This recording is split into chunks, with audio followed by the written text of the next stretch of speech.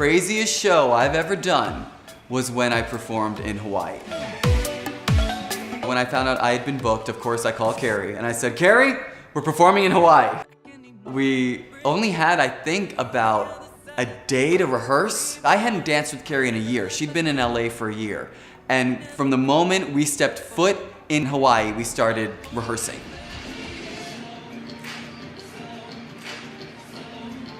So I think on Saturday, we didn't stop rehearsing. I think 10 hours. We would just rehearse for 3 hours, take 20-minute break, rehearse for 3 hours, take a 20-minute break. The gig was in a resort called Kalani, and people go there to learn about meditation, learn about yoga. And from what I understood, we were there to celebrate their 50th anniversary. Performance day came, and our audience that day was going to be people who love yoga, very centered people.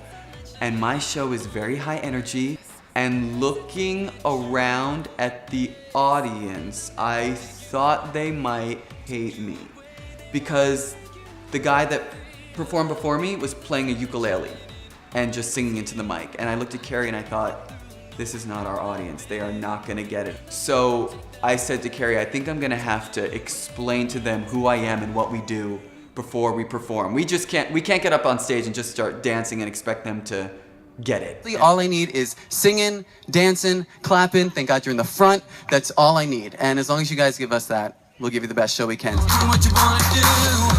Keep reaching high till you touch the sky.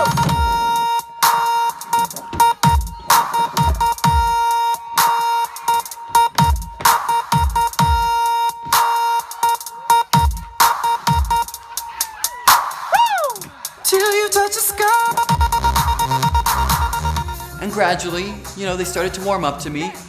What I didn't predict and didn't know about Kalani is it's a clothing optional facility.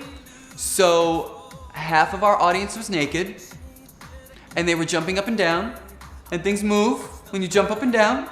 I'm just saying. So I'm on stage very much focused on do a good job, remember the choreography, and then in my mind realizing I'm performing for all these jumping naked people. I just didn't know that was the gig. It was awesome and they had great energy. I just didn't know that's what I was going to Hawaii for. So Carrie and I would look at each other sometimes on stage and go, woo, no, no. Like sometimes you're in these situations, you're like, how did we get here?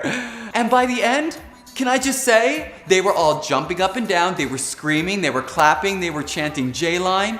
I swear to you, they started like this. That's how they started as an audience. And 40 minutes later, they were on their feet. They were having fun. They came up to us after and said, that was the best time I've ever had.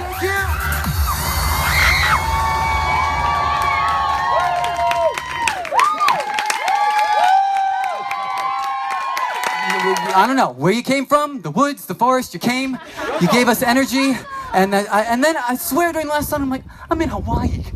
People are clapping, and I'm dancing, and I'm in Hawaii. So thank you, Kalani, so much for having us. Thank you. Hawaii will always be that part of my life where a dream came true.